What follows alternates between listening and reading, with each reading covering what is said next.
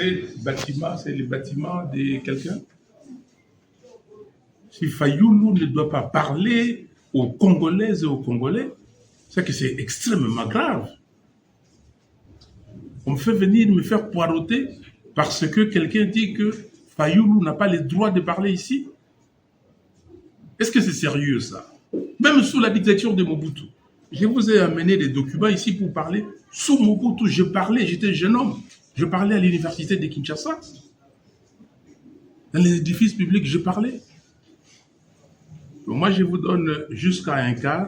Si ça ne va pas, écoutez, je suis désolé, ce n'est pas de votre faute, ce n'est pas de ma faute non plus. Mais c'est à vous, les jeunes. C'est le message que je suis venu vous donner aujourd'hui. C'est à vous. C'est à vous de prendre, comment dire, vos responsabilités. Alors, appelez-moi les organisateurs. Si dans un quart d'heure, ça ne va pas, écoutez, j'emballe mes affaires et je pars. Et, sorry, mais pour le Parlement des étudiants, nous allons nous organiser et le faire ailleurs. Ils sont d'accord? Chers parlementaires, distingués invités, c'est donc avec beaucoup d'honneur que nous saluons la présence du président Martin Fayoulou et nous l'invitons et l'accordons 30 minutes pour nous entretenir sur les sujets inscrits à l'ordre du jour de cette conférence exhortatoire que nous appelons plénière extraordinaire, afin qu'il puisse partager avec nous qu'est-ce qu'il pense être la menace pour notre pays aujourd'hui. Vous me demandez de vous entretenir donc, sur ce sujet. Face à la menace du destin national, quel rôle doit jouer la jeunesse congolaise? Lumumba, notre héros national, avait dit le 30 juin 1960, nous allons faire du Congo les centres du rayonnement de l'Afrique tout entière. Lumumba avait dit, donnez à l'homme noir le pouvoir et vous allez voir de quoi il est capable. Où en sommes-nous? Le destin national menacé, une jeunesse interpellée. Mais le destin de la RDC est aujourd'hui menacé comment? Comment on le décrit? Et je le dis très clairement, le destin est menacé par une combinaison de facteurs qui sont la sécurité persistante dans la partie est de notre pays et même dans une partie aussi importante de l'ouest du pays. La pauvreté et la corruption structurelle. 3. Perte des repères idéologiques. On n'a pas de repères, on n'a pas de valeurs. 4. Instrumentalisation de la jeunesse par le politique. 5. Enfin, pour moi, on peut étendre la liste.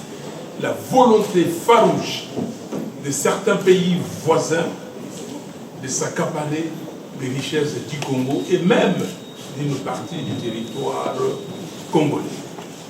Voilà les 5 éléments que je vous donne qui caractérisent aujourd'hui ce que nous appelons menace, cette menace de notre destin national.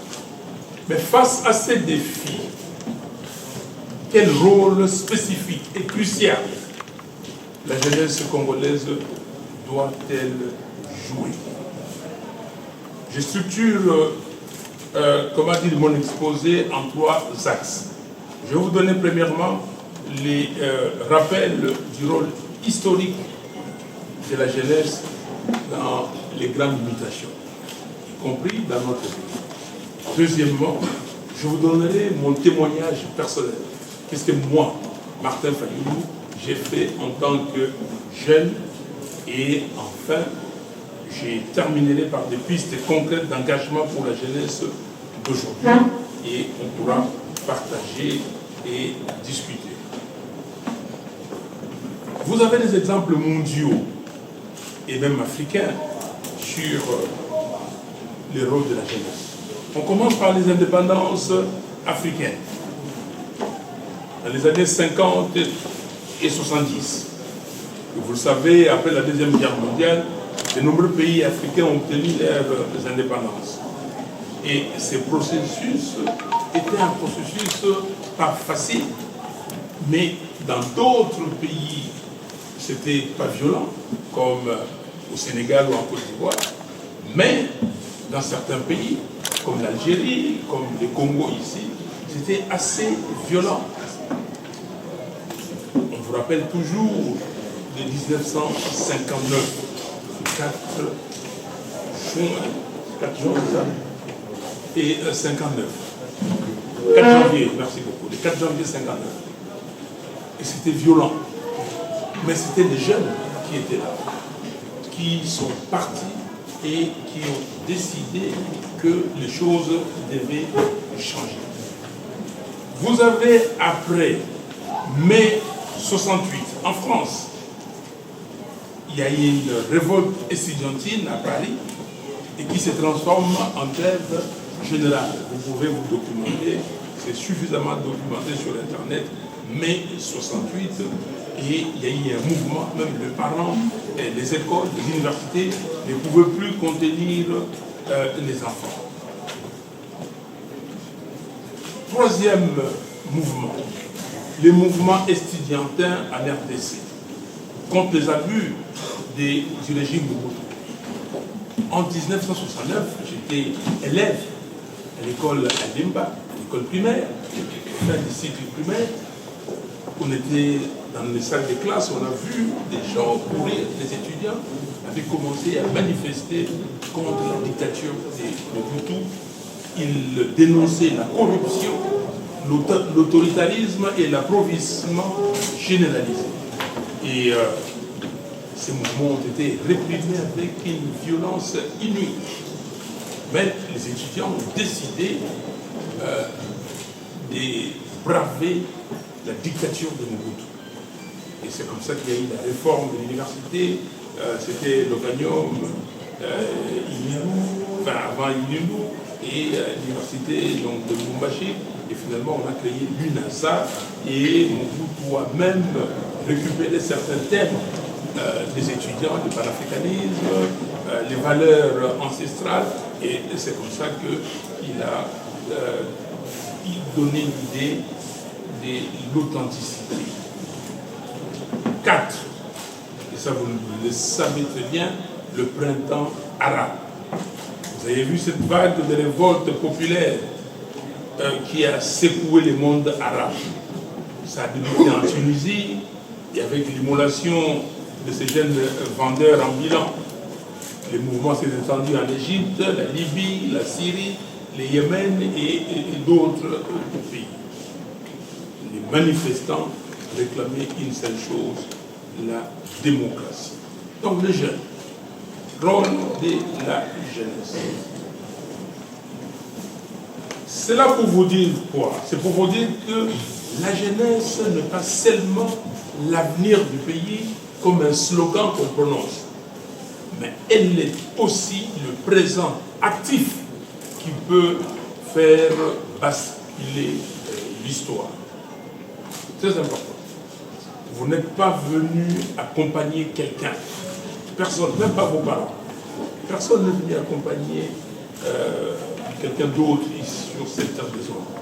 Il est compris qu'ici, au Congo, plus de 90% de la population, nous sommes chrétiens et que nous croyons que Dieu nous a confié à chacun de nous une mission précise.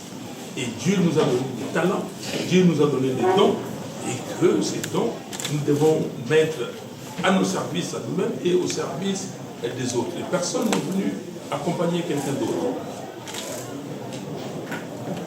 Après avoir dit cela, je voulais vous dire, moi, jeune, parce que je ne suis pas né vieux, donc j'ai été né, j'ai grandi, j'ai fait le mouvement. Moi, je suis né à Kinshasa et baptisé à l'église catholique, moins de 2 mois après ma naissance, à l'église Sainte-Thérèse de Chili. Et j'ai pris la première communion à l'église Saint-Adrien à Ngaba, et j'ai fait les écoles primaires, secondaires ici au Congo, et j'ai fait l'université en Europe et aux États-Unis.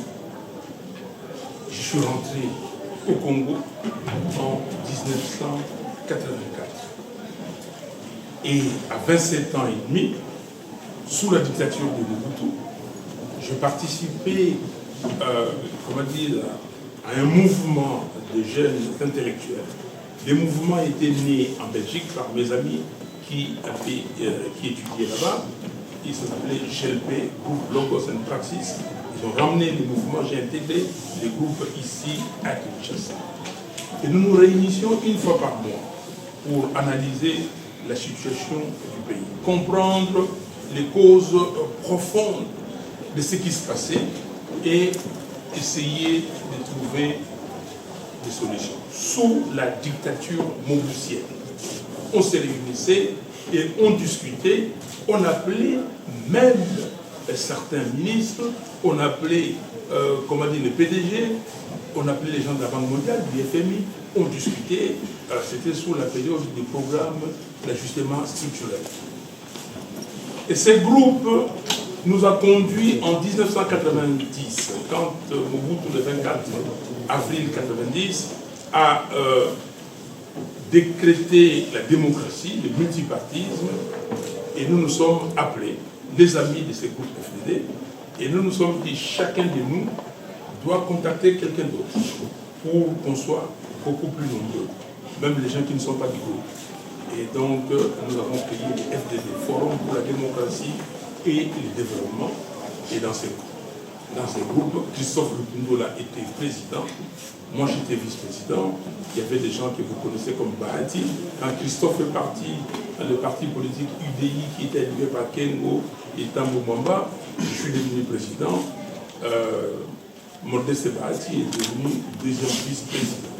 Donc, nous parlions, nous discutons, et ces groupes étaient instrumentaux pour la convocation de la conférence nationale souveraine. On réunissait les jeunes, et la société civile était tellement forte, et on allait aux eaux, et c'est comme ça que nous sommes allés à la conférence nationale souveraine dans ces groupes. Dans cette conférence, chaque parti avait 4 délégués. Les 4 délégués étaient par rapport à l'UDPS, parce que l'UDPS avait 4 présidents. Le président Tshisekedi, le président Kibasa Madiba, Mwakem et Djibouti. Donc ces 4-là, donc on a donné à chaque parti 4 et les associations de la société civile 2 personnes. Mais nous, exceptionnellement, l'FDD a eu 4 délégués. Donc c'est comme ça que nous sommes allés à la conférence nationale souveraine. Et vous pouvez regarder les annales, vous pouvez regarder et voir comment nous avons animé cette conférence. Et la preuve, Lukundola, qui était notre président, est devenu deuxième vice-président du Haut Conseil de la République, Parlement des transitions.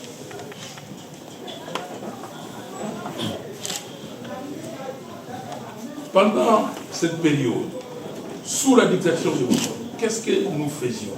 Qu'est-ce que je faisais, moi, avec les amis? On allait dans les universités, c'est ce que je disais tout à l'heure, sensibiliser les jeunes. À l'université de Kinshasa, à l'amphithéâtre, plein à craquer. On parlait. On disait aux étudiants, il faut qu'on change. Il faut que vous plaigniez vos responsabilités, vous ne pouvez pas dormir. Et on allait dans d'autres instituts supérieurs, dans les quartiers et partout. Donc le message est très clair. Quel est le message? Si nous avons pu le faire à une époque où s'exprimer pouvait coûter la vie, pourquoi pas aujourd'hui? Dans un contexte, je voulais dire d'ouverture relative, mais est-ce que c'est vraiment l'ouverture relative? Et le président a dit, dans un cadre qu'on croyait être plus ouvert, et regardez, et moi-même j'ai dit l'ouverture relative. Nous en avons souffert. Moi j'ai des cicatrices d'une balle ici de régime Kabila. J'ai marché ici pour déclarer, pour obtenir l'ouverture démocratique. On m'a traité comme du poisson pourri. Et malheureusement, ça continue jusqu'à aujourd'hui. Mais ça, je n'accepterai pas. Et vous, le jeune, vous ne pouvez pas accepter. Donc, c'est ça qu'il nous faut. Alors, que peut faire la jeunesse aujourd'hui? Très simple. Refuser la passivité. Ne pas attendre que tout vienne d'en haut. Et je vous ai dit que vous n'êtes pas venu accompagner quelqu'un d'autre. Vous avez étudié, certains d'entre vous travaillent, d'autres sont encore aux études. Vous réfléchissez, vous voyez comment le monde évolue. Refusez, s'il vous plaît, la passivité. 2. Comprendre que l'inaction est aussi un choix, celui de laisser faire. Si vous ne passez pas à l'action, si vous ne réagissez pas, si vous ne parlez pas, vous n'élevez pas le ton, la voix, les autres vont faire ce que vous ne voulez pas. Ils vont faire ce qu'eux ils veulent. Et vous n'allez qu'à subir. 3. Vous devez vous former et vous informer. Se former et s'informer. C'est-à-dire lire, débattre, comprendre les institutions, les enjeux géopolitiques, économiques et ainsi de suite. Pourquoi notre pays, pourquoi le Rwanda se permet d'agresser notre pays? C'est arrivé comment? Et qu'est-ce que nous faisons? Qu'est-ce que nous jeunes nous faisons? Que font les jeunes qui sont à la diaspora? Si vous allez au Capitol Hill à Washington, vous allez voir les jeunes des autres nationalités en train d'aller parler pour leur pays. Que font les Congolais? Est-ce que nous avons suffisamment en tête ce qui se trame sur notre pays? Est-ce que nous savons qu'aujourd'hui, plus de 120 localités congolaises ne sont pas gérées par le pouvoir central? Et que faisons-nous? Et vous savez que nous avons, nous sommes guettés par la balkanisation. Ce n'est pas quelque chose d'un an, 2 ans, ça peut être demain. Est-ce que nous le savons? Donc, il faut connaître, il faut savoir. Quand on vous dit, voilà, que le Rwanda réclame une partie du territoire congolais, vous vous êtes informé pour savoir que s'il y a des gens qui doivent réclamer des terres, c'est les Congolais qui doivent réclamer des terres au Rwanda. Et si vous voulez le savoir, appelez le professeur Ndaïwel, qui va vous expliquer cela. J'ai animé une conférence de débat au Sénat français en mars 2019 avec le professeur Ndaïwel, les sénateurs et tout le monde. Il a démontré cela. Et comment vous récupérez ça? C'est sur Google, sur Internet, cette conférence. Comment vous récupérez ça pour lever les tons, élever les tons et dire à ces gens qui pensent que non, les Rwandais doivent prendre une partie de notre pays et vous leur dites que non, c'est pas vrai, voici la vérité. Aussi, je vous conseille, et Dieu merci, vous avez le Parlement des étudiants, et ce Parlement est très important, parce qu'il faut reprendre cette habitude des cercles d'échange. Parlement, des clubs, des groupes d'études, des think tanks. Il faut le faire, s'il vous plaît. Parce que, comme on dit, des chocs des idées jaillit la lumière. Tel a une idée, tel autre a une autre idée, et puis vous discutez, vous arrivez à trouver le chemin. Ce n'est pas quelqu'un qui vient avec sa dictature à lui, avec ses idées. Vous avez vos idées, mais s'il vous plaît, écoutez aussi les autres et progressez pour trouver une solution d'ensemble. Agir de façon concrète, c'est-à-dire s'impliquer dans la vie associative, communautaire, politique ou culturelle. J'avais suivi, Youssou N'Dour était venu ici en 2006, processus démocratique, avant les élections. J'avais beaucoup aimé ce qu'il avait dit. Il dit, ce que je peux demander aux jeunes Congolais, aux jeunes Congolaises, d'investir les partis politiques, d'aller massivement s'inscrire dans les partis politiques pour regarder le vieux, apprendre la politique, regarder ce qu'ils font et aussi imposer la démocratie au sein des partis. Les partis ne peuvent pas avoir des autorités morales. Quand l'autorité morale a dit, vous entendez, c'est bon, autorité morale. Donc tout ce qu'il dit, c'est parole d'évangile ou assimilé à la parole d'évangile. Non, mais si Fayoulou est président d'un parti, vous êtes jeune, il dit quelque chose qui vous semble incongru. Vous dites non, M. Fayoulou, s'il vous plaît, vous avez dit ça, est-ce que, en posant lui-même, il va dire, ah ben tiens, ça. Mais si vous le laissez, il dit oui, même si, et après quand vous sortez, vous dites, ah non, il a raconté des bêtises. Mais comment il va le savoir? Comment il va changer demain? Donc, allez dans les partis politiques de votre choix, analysez-la, analysez chaque parti, analysez-le, et puis vous allez voir lesquels qui correspondent à votre. Ici, il y a plus de 1000 partis aujourd'hui, mais pas tous les 1000 partis qui sont des partis viables. Donc, s'il vous plaît, la vie associative, la vie militante, la vie dans le cercle de réflexion, c'est très important. Monsieur le Président, il vous reste 5 minutes. Ok, j'ai terminé dans 5 minutes. Alors, je disais s'impliquer dans la vie associative, communautaire, politique et culturelle, lancer des initiatives sur le terrain, initiatives citoyennes, initiatives sur l'environnement et initiatives sur la vie, la justice sociale. Utiliser des réseaux sociaux pour sensibiliser, non pour propager la violence, non pour passez-moi les termes de bêtises, mais pour sensibiliser sur la démocratie, sur la situation dans votre pays. Je veux dire que la jeunesse ne doit pas seulement réclamer une place à la table. Ah non, les jeunes ne sont pas là. Ah non, non. Mais elle doit construire la table elle-même. Est-ce que vous m'avez compris? La jeunesse ne doit pas réclamer une place à la table, mais il doit construire la table elle-même. Et je conclue en disant que le destin national est réellement menacé, mais pas condamné. Le destin est menacé, mais il n'est pas condamné. Le Congo a déjà connu des phases de renaissance, toujours portées par des jeunes. Lumumba était jeune. Lumumba est mort jeune. Kasavubu était jeune. Mobutu était jeune. C'est à cette génération-ci, votre génération, à vous de vous lever et de dire que non, on n'accepte pas que notre destin soit menacé. La jeunesse congolaise ne doit pas attendre l'avenir, elle doit le forger aujourd'hui avec courage, lucidité et engagement. J'ai dit, je vous remercie. Je voudrais ouvrir la session d'échange et questions-réponses entre les parlementaires et le président Martin Fayoulou. À ce sujet, je vais rapidement inviter l'honorable Aboubakar Banzolo pour 1 minute 30 secondes pour son allocution. Merci honorable président pour les verbes employés.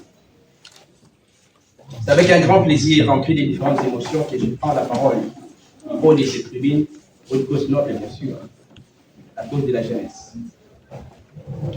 À vos titres et qualités respectives, honorable président, honorable membre du bureau, très chers invités, honorable parlementaires, daignez recevoir mes salutations les plus respectueuses. Depuis ma mort, j'ai dit à saluer la pertinente intervention de notre monsieur l'honneur, le président Fayoulou, et les remercier de nous honorer de sa présence. On nous demande souvent quel rôle la jeunesse doit-elle jouer face à la menace du destin national. Mais je vous retourne la question. Comment jouer réellement ce rôle quand l'éducation est bafouée, du primaire jusqu'à l'université? Les enseignants sont sous-payés, les professeurs mal rémunérés, les étudiants sont entassés dans des conditions inhumaines. Eh bien, les bourses sont quasi inexistantes, à l'exception de certaines initiatives ponctuelles, notamment celles portées par la distinguée première dame. Et qu'en est-il de la jeunesse entrepreneuriale qui est non financée, la jeunesse ouvrière non formée. Comment construire un avenir prometteur sans financement, sans formation, sans accompagnement?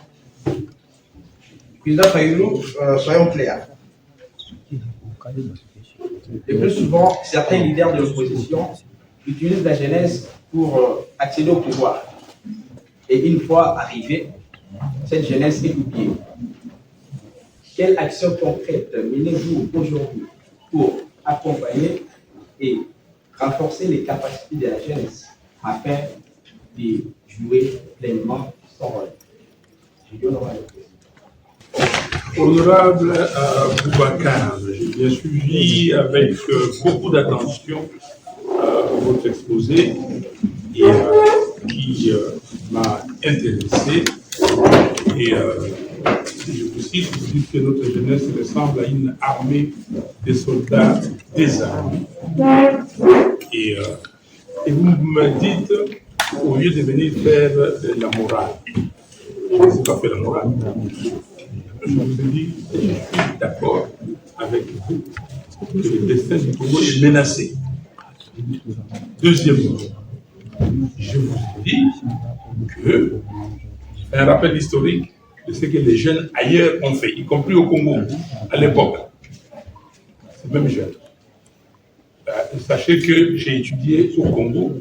J'ai commencé par, dans mon temps, ça s'appelait 0 année. Ça s'appelle ça aujourd'hui maternelle, primaire, secondaire, et puis je suis parti en Europe. Je n'ai pas bénéficié d'une bourse d'études ici.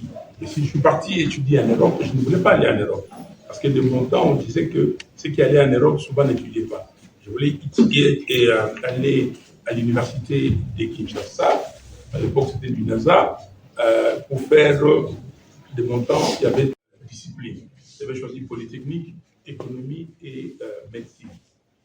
Mais je n'ai pas été retenu, bien que j'avais un pourcentage élevé de mon école, parmi les plus élevés de mon école, au diplôme d'État. Je n'ai pas été retenu ici. Pourquoi? Je ne sais pas. Je suis parti en Europe. J'ai chômé un an parce que je ne voulais pas partir. Donc, il n'y a pas de morale. Et donc, je voulais donner cette expérience. Mon expérience, c'est que j'ai fait pour que vous puissiez vous rappeler. Et ce n'est pas, comment dire, une leçon de morale. Troisièmement, je dis, voici ce que nous pouvons faire. Alors, ça c'est juste pour répondre à cette question de venir faire la morale aujourd'hui. Quelle action concrète menez-vous aujourd'hui pour accompagner la jeunesse? Et est-ce que vous suivez l'actualité? Je vais vous dire que, jeune que j'étais, en 1990, nous avons créé l'FDD. En 1990, il y avait une tension terrible. Et l'opposition s'est commencée à se former. Plusieurs partis politiques. À l'époque, Ngoz Kalibon, Papa Ineyo Songwamba, Kyungu Kyakumwanza et tant d'autres ont décidé de créer l'union sacrée de l'opposition. À l'époque, la vraie union sacrée. Et on a créé. Et nous sommes partis fondateurs. L'OCK est là, Lutungula est là, vous pouvez, et Bahati est là, vous pouvez leur poser la question. L'UDPS n'est pas vrai. C'est moi, donc, parce que l'OCK connaissait le président Etienne Tshisekedi. Et je suis parti voir avec mon équipe, voir le président Tshisekedi pour lui pousser à ce que l'UDPS soit membre de l'OCK. Ce qui fut fait, des témoins. 90. Alors, ce que je fais aujourd'hui, et après, j'ai commencé à faire des campagnes dans les universités, dans les instituts supérieurs, ISA et partout. Je continue. Si on ne m'arrêtait pas, j'allais déjà être à l'université de Kinshasa. Mais Fayoulou pour aller à l'université de Kinshasa, c'est un problème, mais je vois d'autres qui y vont. Et pourquoi? Alors, aujourd'hui, je me suis dit qu'il fallait créer un parti politique. Et dans ces partis politiques, avoir des jeunes. Et dans ces partis politiques, avoir une vision claire. Et une vision qui est dans ces manifestes. Congo et Congo. Bâtir un Congo libre, fort, digne et prospère. et propager cette vision. Qu'est-ce qu'on fait pour la jeunesse? Et comme les Chinois disent, si vous me donnez le poisson, je vais manger aujourd'hui et puis demain j'aurai faim. Mais si vous m'apprenez à pêcher, je mangerai tout le temps et quand j'aurai faim, j'irai pêcher. Je ne peux pas, moi, faire autre chose que pousser la jeunesse, amener la jeunesse au sein du parti et dire aux jeunes d'aller dans d'autres partis et rassembler certains partis, rassembler certains mouvements pour aller de l'avant. Qu'est-ce que j'ai fait? C'est que je me bats pour que le Congo soit un Congo, comme on a dit ici, libre, fort, digne et prospère. Je me bats pour que la situation qui se passe aujourd'hui à l'est de la République s'arrête. Je suis le premier à être parti à Béni en 2019 pour aller fêter avec nos concitoyens de Béni. Je suis le premier à avoir dénoncé, quand je dis le premier, peut-être pas, mais à relancer l'histoire de la balkanisation du Congo. On disait ici, Yona Niouya Kagame. Ah non, Kagame n'était pas balkanisé. Je suis le premier à relancer cette idée. Je suis le premier à dire que, ou parmi, à relancer le fait que Kagame et Museveni veulent nos terres vers nos richesses. Et ça, c'est l'exemple que les étudiants doivent suivre. Je suis le premier, ou en tout cas, ce que j'ai fait, j'ai dit aux gens, aujourd'hui aux gouvernements, que nous n'avons pas 36 solutions. Nous devons avoir la cohésion nationale. Et pour avoir la cohésion nationale, il faut le dialogue. J'ai réclamé le dialogue depuis longtemps. J'ai fait des tours en Afrique, partout, aux États-Unis, en France, et ici au Congo, pour réclamer, voir les évêques, les pasteurs, les églises de réveil, pour tout cela. Et c'est ce que j'ai fait. Je ne donne pas l'argent, parce que je n'ai jamais volé l'argent du pays, mais ce que j'ai fait, par l'exemple, par des actions concrètes, et j'ai fait des manifestations. Beaucoup de manifestations pour réclamer la démocratie. J'ai contribué, comment dire... Oui, ouais. J'ai demandé à ce qu'on puisse avoir des élections libres, des élections transparentes. Vous avez vu ce que j'ai fait? Travailler sur la loi électorale, pousser pour avoir un fichier électoral crédible, audité. Je l'ai fait parce que nous avons un temps à passer. J'ai aussi des enfants, des petits-enfants, et je travaille aussi. Ne fût-ce que si je travaillais pour mes enfants, mes petits-enfants. Je travaille pour les enfants du Congo. Voilà, les exemples sont légion. Vous pouvez regarder. J'ai des jeunes. Il y a, un secrétariat national à la jeunesse, à l'ESID, qui est formidable avec les jeunes, la jeunesse estudiantine, avec ce qu'on appelle des résidents, avec tout le monde. Et les jeunes sont là et on les forme. Il y a des jeunes qu'on envoie apprendre des formations pratiques. Merci beaucoup. Chers collègues, la solution n'est pas dans les compromis mous, ni dans les dialogues des façades. La solution, c'est une rupture radicale. Une révolution salutaire qui balaye les ombres de l'oligarchie et qui ouvre les portes à une nouvelle génération, porteuse d'espérance. Voilà ce que nous attendons de l'opposition. Non pas des conciliabules pour se partager le gâteau, mais le courage de préparer le sursaut national. Et à ces propos, j'invite le président Martin Fayulu à me rencontrer pour en parler. Non pas dans la langue des promesses, mais dans celle de la vérité, et encore de l'engagement. J'ai dit honorable président. Oui, honorable Exaucé, merci beaucoup. Merci, monsieur le président. Oui, honorable Exaucé pointe du doigt la véritable menace, c'est l'homme politique congolais. Je ne dirais pas l'homme politique congolais, je disais l'homme congolais. Vous avez des jeunes, vous avez dit que la jeunesse constitue 65% de la population congolaise. Dans les gouvernements, quelle est la proportion de la jeunesse? Vous avez évalué? Environ 60%. Voilà. C'est des jeunes. Qu'est-ce qu'ils font? Ils volent, ils pillent. Et ils sont incapables, incompétents. Et je suis d'accord avec vous quand vous dites la plus redoutable des menaces, c'est la jeunesse impréparée. Ça, je suis totalement d'accord. C'est la responsabilité des dirigeants, des aînés. Mais la responsabilité, tout le monde prend cette responsabilité sur soi. Mais la responsabilité, c'est ceux qui dirigent le pays. Ceux qui ont dirigé le pays hier, ils sortent et ils critiquent. Mais quand ils étaient là hier, ils n'ont rien fait. Quasiment rien fait. Mais quand ils sortent, ils critiquent. Les jeunes, quand ils sont dehors, comme vous ici, vous critiquez. Il faut critiquer. Mais quand ils sont dedans, on aurait voulu que quand ils sont dedans, qu'ils démontrent autre chose. Donc, voilà. Vous voulez me rencontrer, mais je vous rencontre. Je suis là. Je ne suis pas l'homme de promesses, je suis l'homme pratique. Toute ma vie, c'est une vie pratique.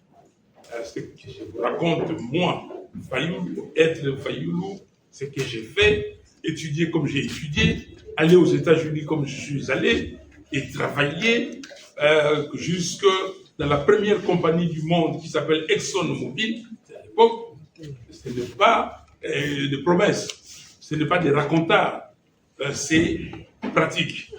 Donc j'ai une vie pratique, ce que j'ai fait, même quand j'étais à l'Assemblée provinciale de Kinshasa, quand j'étais à l'Assemblée nationale, c'est pratique. Et ce que j'ai fait dans la vie, c'est pratique. Donc, ce n'est pas des promesses, mais je suis totalement d'accord avec vous, honorable Exaucé, que le pays est saigné à blanc par le détournement. Honorable Président, alors que les sénateurs et députés de l'Union sacrée prélancent le projet de changement de la Constitution, ma question est simple. Monsieur le Président Fayoulou, après avoir rencontré le Président, êtes-vous prêt à cautionner ces projets de changement de la Constitution? Merci, honorable Samantha. Monsieur le Président, chers députés, chers parlementaires,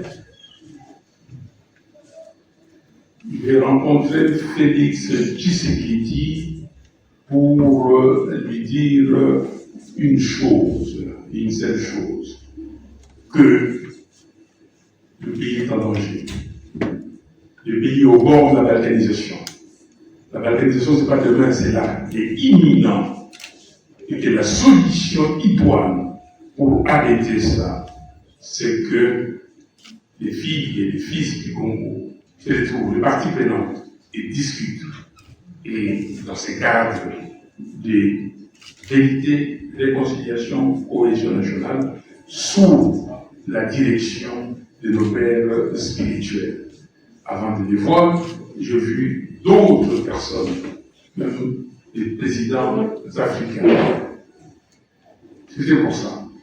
Et j'ai dit, au sortir de cet entretien, pas devant les micros, mais devant mes amis, moi je suis comme Ronaldinho, parce que je crois que c'est le plus grand dribbleur de ces temps-ci. J'ai dribblé l'équipe adverse, tout le monde. Je suis arrivé au carré, je voulais marquer le but, le défenseur m'a rasé, et je suis tombé, et l'arbitre a sifflé le pénalty. Et le ballon est là, et vous, le prêtre, les évêques, les pasteurs, c'est à vous de convertir le pénalty pour qu'on puisse avoir ce dialogue. J'ai fait mon travail, oui ou non? Oui. Alors, maintenant, vous posez la question si je suis prêt à cautionner les changements de la Constitution. excusez-moi honorable, j'aime bien dire maman, parce que c'est quand même pour vous donner de la valeur. Honorable, Samantha, vous allez sur TikTok, vous allez voir un posting que j'ai fait et j'ai dit à Félix Tshisekedi, si tu t'amuses et tu continues dans cette velléité maléfique de changer la Constitution, tu me trouveras devant toi.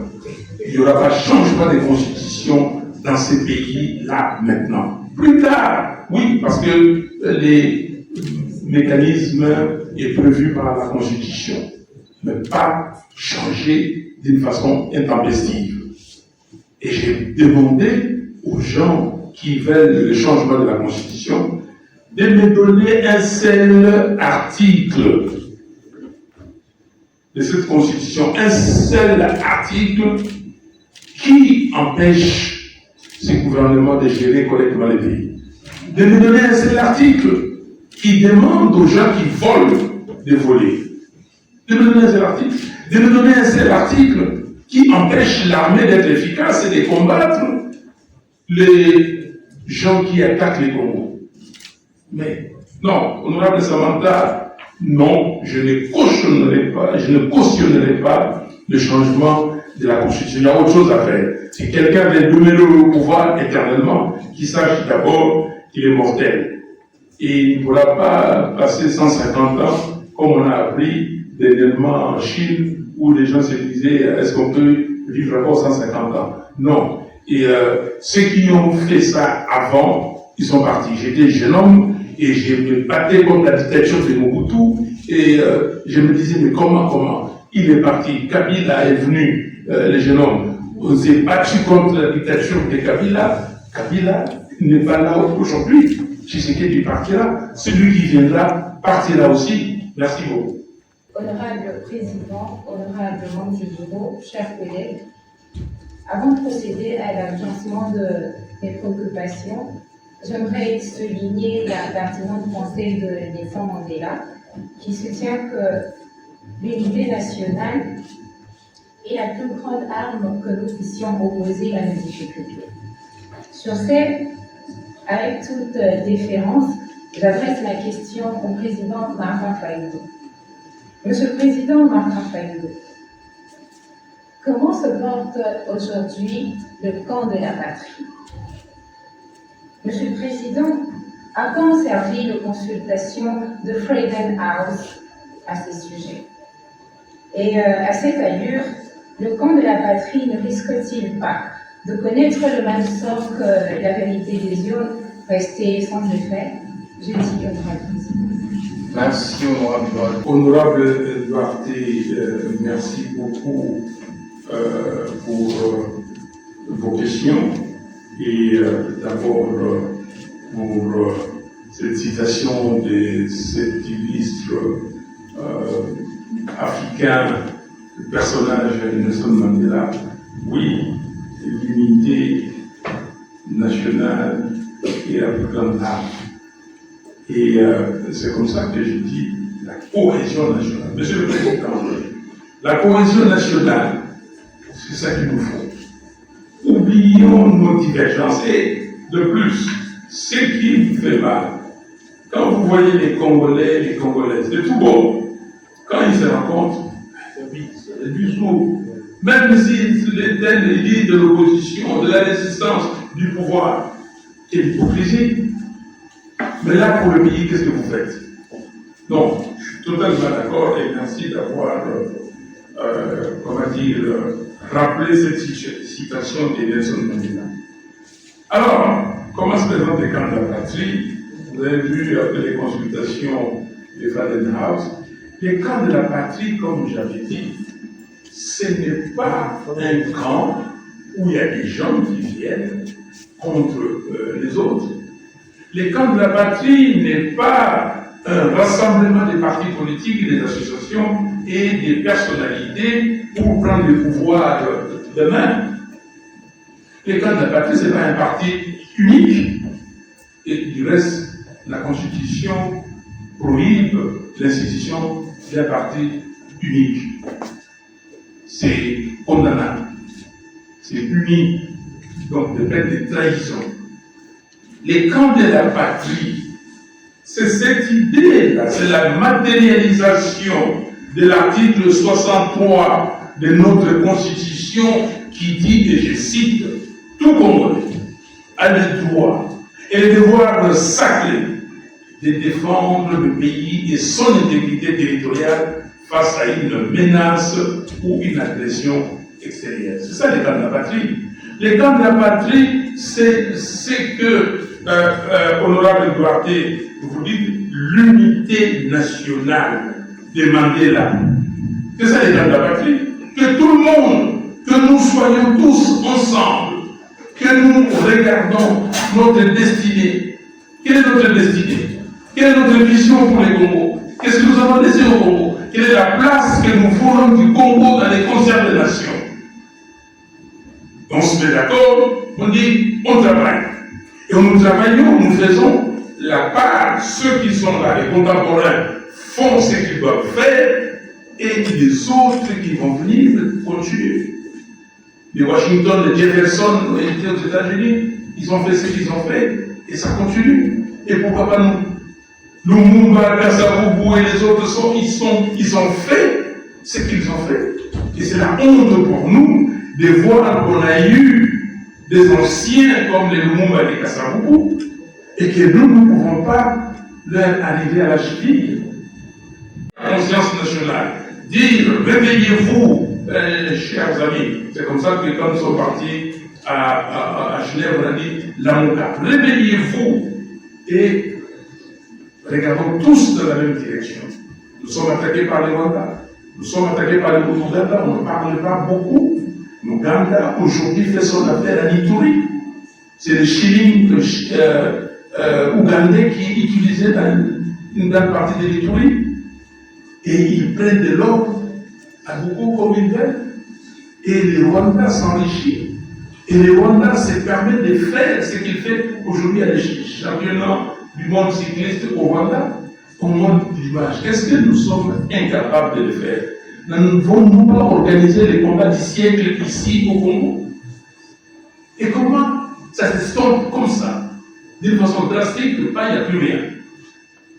Et c'est comme ça que je dis, venons, allons-y de l'avant, mettons-nous ensemble. C'est un état d'esprit. Et quand la patrie, c'est ça. Donc, et les consultations des Fadenhaus, j'aime bien ce terme, les consultations des Fadenhaus, c'est des gens qui venaient poser la question, honorable, comme vous avez posé, c'est quoi les camps de la patrie? Nous voulons, certains disaient, nous voulons, comment dire, adhérer à ces camps, et je vais donner la réponse que je viens de vous donner. Travaillons tous ensemble.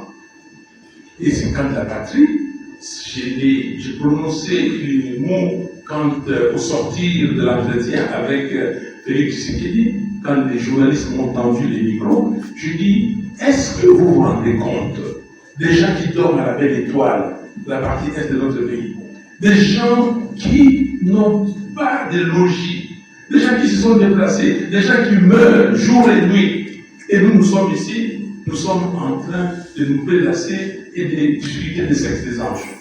Venons tous, dans le cadre des camps de la patrie, combattre l'ennemi, défendre notre pays. Alors, je termine en disant, vous dites, est-ce que les camps de la patrie n'auront pas les sorts de la vérité des journées? Non, la vérité des journées, elle est permanente.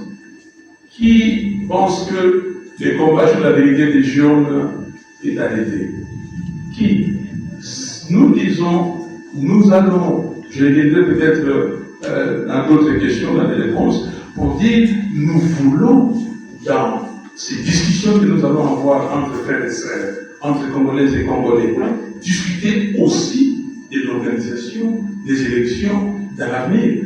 Tant qu'il n'y aura pas la vérité des choses, tant qu'il n'y aura pas une femme ou un homme choisi par les Congolaises et les Congolais qui présidera les affaires du Congo, chers amis, il y aura cette crise de légitimité. Nous sommes dans la crise de légitimité. Quelqu'un parle, les gens disent, non, il faut arrêter la crise de légitimité et on l'arrêtera avec la vérité des urnes. Merci beaucoup. Il rencontre celui qu'il qualifie depuis 7 ans de président illégitime. C'est lui qui l'accuse d'avoir volé sa victoire et d'avoir organisé les simulacres d'élection. Alors le peuple est en droit de se demander où est la constance? Où est passée la vérité des yeux? Président Martin Fayulu, qu'allez-vous, jeunes engagés dans la culture démocratique, comprendre de ce geste? Est-ce un tournant stratégique ou un signe d'apaisement national? Beaucoup de Congolais continuent d'interpréter votre revirement à 360 degrés comme une capitulation, pire encore comme une transaction politique, car jugeant la plupart de vos actes comme légitimant ce même pouvoir que vous combattez hier. Alors, Président Martin Fayulu, que répondez-vous à ceux qui disent que vous avez trahi vos propres combats? Que répondez-vous à ceux qui disent que vous avez vendu la vérité des urnes contre quelques promesses? Que répondez-vous au peuple qui, en 2018, croyait en vous, voyait en vous un opposant constant, et qui, en 2025, voit un homme qui se contredit et qui donne du crédit à ceux qui l'accusent depuis 7 ans d'illégitimité? Enfin, aujourd'hui, dans un contexte de confusion idéologique et d'instabilité politique, les jeunes ont besoin des repères clairs et la direction de votre combat. Honorable Président, honorable du bureau. Honorable Fiston, merci beaucoup pour cet exposé magistral, cette interpellation à mon égard et qui me permet de donner quelques éclaircissements.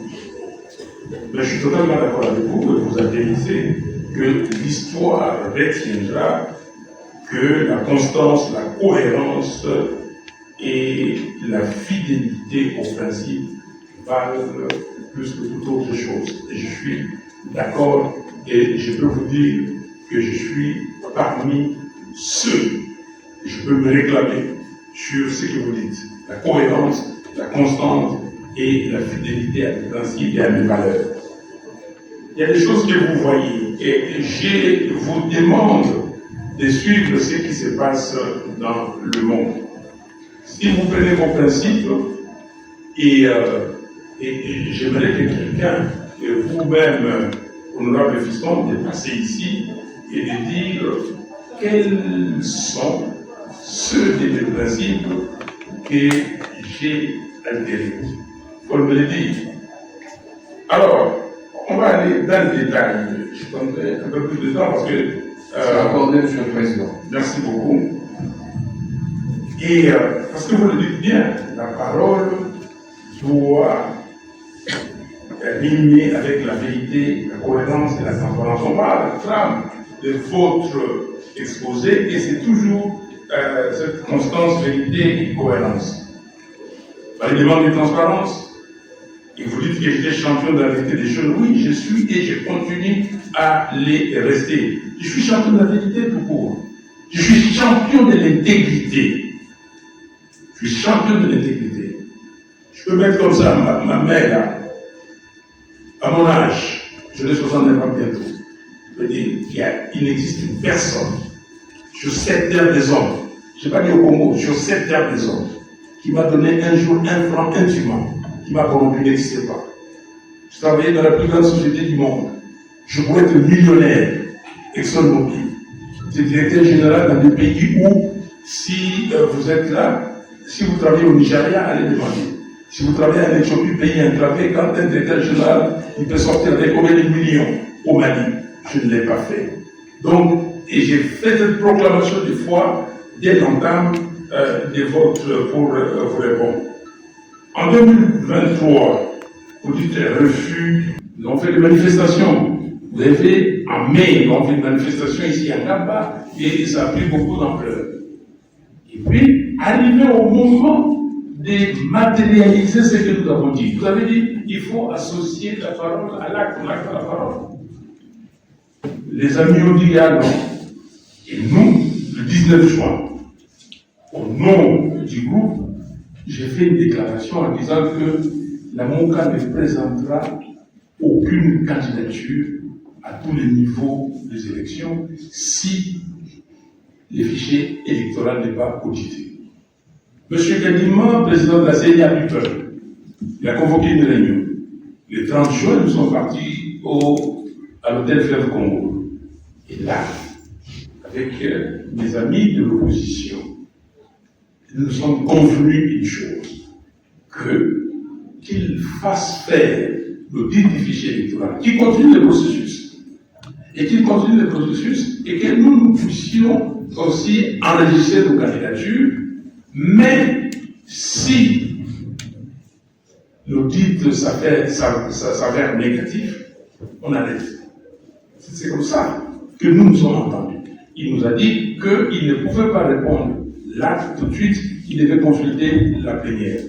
Le même jour, sont témoins, je suis rentré dans la salle avec les membres de la MOCA. Puis, j'ai dit, bon, qu'est-ce qu'on fait? On attend que la CENI nous réponde, ou comme on a déjà commencé avec l'élection des députés provinciaux, les enregistrements, qu'on fasse cela. Et j'ai dit aux amis que je vais mettre mon argent à moi, $300 000, pour enregistrer les candidatures. Et s'ils disent non, je perds cet argent-là. C'est pas grave. S'il n'y a pas de vide. J'étais seul dans cette position. On était 55 personnes. Tous ils ont dit non, on n'enregistre pas. Est-ce que c'est Fayoulou? Mais c'est Fayoulou aussi parce que c'est la décision collective. Alors, donc, vous avez déjà cette réponse. C'est la décision collective d'avoir, de chercher la transparence des élections. Alors, pourquoi je me représente? Et vous êtes jeune, vous allez apprendre, il faut apprendre aussi. C'est comme ça qu'il faut regarder telle position, pourquoi telle position. Depuis, comment dire, la table ronde, pourquoi on a pris telle position, par telle autre, la conférence nationale. Pourquoi on se présente? On ne s'est pas présenté pour aller gagner. On s'est dit, d'abord, on va se présenter, on va demander dans la commission stratégique à laquelle Yves Badjogo a participé, est venu avec cette proposition. On va demander qu'on fasse rouvrir les enregistrements pour la députation nationale et la députation provinciale. Et il y a des gens qui disent, mais s'ils refusent, il y en a qui disent, s'ils refusent, on ne pose pas non plus, on ne dépose pas la candidature pour la présidentielle. Il y a d'autres qui disent, s'ils refusent, on dépose. Sur 12 parties de la MOCA, 8, on dit non, on dépose.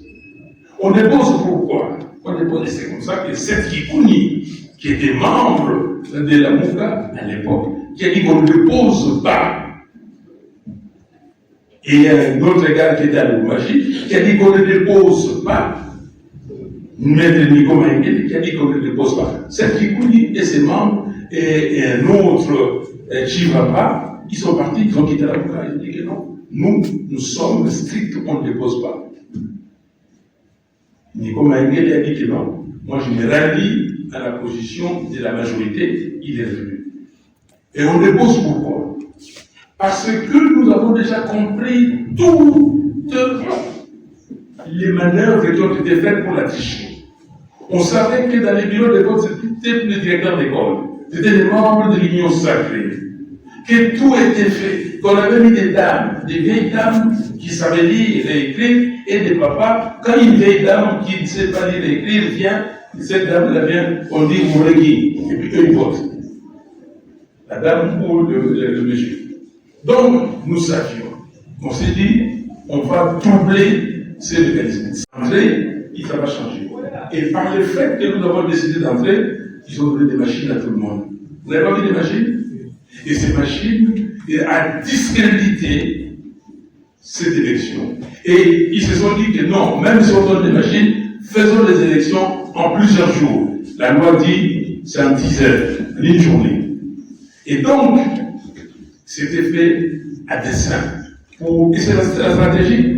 Si vous ne connaissez pas la stratégie, vous le voyez de loin, vous dites qu'on change. Sinon, Félix serait aujourd'hui élu dans la tricherie là, mais que personne n'aurait vu la tricherie, et il serait légitime. Et tout le monde entier a vu que ce n'était pas légitime. Donc, vous avez compris pourquoi nous l'avons fait à dessein. Nous sommes partis, parce qu'il s'était dit déjà, ah oui, il a parlé de vérité des jurons. Là, on peut lui démontrer, on va lui donner 6 députés, c'était déjà calculé. On va lui donner 6% à la présidentielle. On le savait. Si vous faites la politique ou même dans la vie tout court, il faut vous renseigner, il faut avoir l'information. Donc, alors, vous posez des questions. Comment expliquer ça? Je viens de vous expliquer. Qui doit comprendre la jeunesse? La jeunesse doit comprendre qu'elle ne doit pas être comme des moutons des allures. Allez comme ça. Et je vous ai parlé d'avoir des think tanks. Je vous ai parlé de vous former, de vous informer, tout ça. La jeunesse doit comprendre que la vie, ce n'est pas une équation à un inconnu. Ou quand j'étais à l'école primaire, quand on me disait -1 plus 1, je disais c'est impossible. Mais quelqu'un me dit non, mais quand vous allez à niveau cycle d'orientation, vous saurez que c'est possible. Et après, j'ai commencé à faire des équations plus compliquées. Après, je suis allé dans les intégrales. Après, j'ai fait la topologie avec des boucles ouvertes, des boucles fermées. Après, la vie, c'est comme ça, c'est complexe. Et si vous ne voulez pas saisir cette complexité, et pour arriver à savoir ce qu'il faut, et vous ne saurez pas faire les choses correctement. Vous continuez, honorable fiston.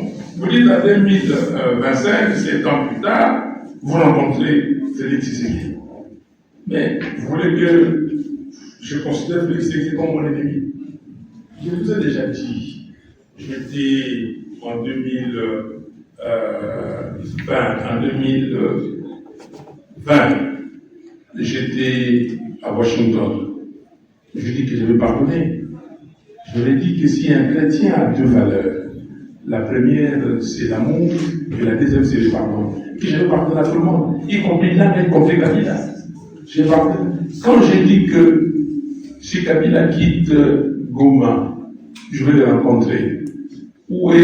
Comment vous trouvez ça?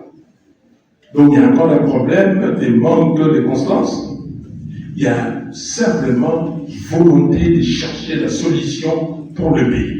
Je ne veux pas, vous pouvez croire ce que vous croyez, mais je ne serai pas intimidé parce que je sais qui je suis. Et ce qui compte pour moi, c'est la solution. Si on vous dit, cher honorable fiston, que Nelson Mandela, quand il était à Robben Island, et je suis allé à Robben Island 2 fois, bon, quand Nelson Mandela était à Robben Island, qu'il avait déjà quitté Robben Island quelques mois avant, plusieurs mois auparavant, qu'il négociait, qu'il discutait avec des clercs. Vous avez dit qu'il a changé de cap? Je vous pose la question, honorable. Est-ce qu'il a changé de cap? Ou il cherchait la solution pour son pays? Et encore que les jeunes gens qui ont 20 ans, 22 ans aujourd'hui, il y en a qui critiquent Mandela. Même il a fait sa part. Mais c'est à lui de faire sa part. Si l'ANC perd en électorat, est-ce que c'est la faute de Mandela? Il a fait sa part. Donc, chers amis, plus tard, si je rencontre Félix Tshisekedi, c'est pour me dire, nous avons besoin de la cohésion nationale, nous avons besoin du dialogue, il faut le dialogue, ce n'était pas pour autre chose. Et vous allez plus loin. Est-ce que c'est un tournant stratégique ou apaisement, capitulation, changement des caps, où vous avez vendu la vérité des urnes, vous êtes un homme qui s'est contredit? Non. Les gens qui se croient, et je l'ai dit à tout le monde, j'étais à l'Assemblée nationale, j'ai dit, si quelqu'un m'a donné de l'argent indûment, qui se présente. J'ai entendu que, oui, Félix Tshisekedi m'a donné 5 millions de dollars. Et vous avez gardé ça. Quand je lui ai fait Tshisekedi, je lui ai posé la question devant les gens, il était là. Vous avez dit à tout le monde qui vous demandait de donner de l'argent, 5 millions, 13, 15 millions. Chers amis, et aujourd'hui, s'il a réellement donné, je l'ai dit ici, qu'ils disent, Fayoulou, tu es mon grand frère musulman, je t'ai donné, et qu'ils viennent. Il n'existe pas. Je regarde tout le monde. Je dis, je vous regarde en face. Le problème des Congolais, votre problème, je considère que ce n'est pas mon problème parce que je ne suis pas comme ça, c'est que, pas certains d'entre vous, mais ceux qui sont corruptibles, corrompus, qui peuvent voler et qui sont voleurs, ils croient que moi je suis voleur, mais lui aussi, on a appris, excusez-moi de vous faire des gens, mais on a appris que l'ami, comment vous appelez Katia, il a pris l'argent quelque part, mais c'est vérifié. Et maman, il y a comment Lise. Mais ça se fait plus aussi que Lise, bon, tout ça. Et on dit que, papa, Yves dit, mais Katia a appelé, Lise a appelé, moi, si on me donne, moi, je veux prendre. Moi, je veux prendre, si on me donne. Mais il apprend que le président, il y a des soupçons. Qu'est-ce qu'il dit qu'il a? Bon, lui il a pris, elle a pris. Moi, je veux prendre, donc le président aussi a pris. Arrêtez ces raisonnements simplistes. Il y a des gens qui ne prennent pas, qui ne prendront pas. Et essayez aussi d'étudier les gens, c'est ce que font les autres. Prenez la vie des gens. Moi, là où je suis, c'est connu. Les écoles où j'ai étudié depuis l'école primaire, c'est connu. Cycle de notation, c'est connu. Là où j'ai travaillé, ici, c'est connu. Les collègues sont là encore. Il faut savoir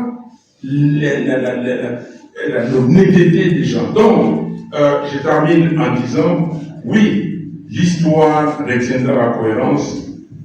L'histoire retiendra que, je ne sais, c'est l'histoire. Je ne demande pas à vous.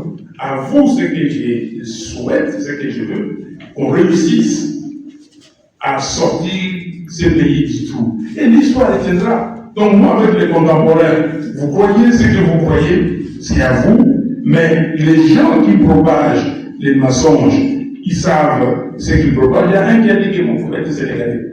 Ok, après je l'ai vu en train de dire, ah non, on nous a instrumentalisé. Mais c'est vous-même, c'est toujours vous-même.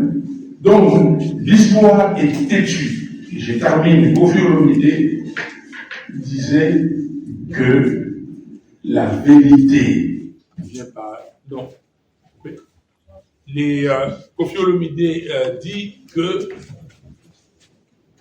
la vérité, le mensonge vient par l'ascenseur. La vérité vient par les escaliers, mais elle arrive. Merci. Honorable Président, honorables membres du bureau, chers collègues, nous venons de suivre minutieusement l'intervention du président Martin Fayoulou Madidi, que nous saluons. C'est vraiment des leçons que nous apprenons.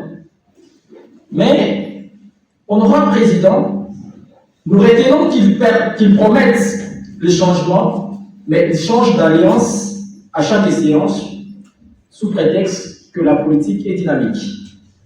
Et l'on réalise qu'ils crient pour la patrie, mais négocient pour leur parti. Honorable Président, je vous le dis en vérité, la République démocratique du Congo est menacée par l'opposition. Je vous le dis en vérité, la République démocratique du Congo est menacée par l'opposition. Inefficace, inactive et improductive.